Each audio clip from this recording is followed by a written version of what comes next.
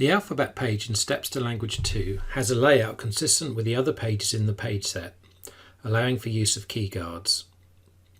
The letters are spoken phonetically when selected. E, I, O, A. If you want to use word prediction, then select the word prediction cell on the right. I. Like. The. If you need to choose the letters Y or Z, then choose the YZ cell and then choose the letter you want. Z. Zoo. If you want to access punctuation, first close word prediction with the closed word prediction cell. Now choose the punctuation cell followed by the punctuation that you want.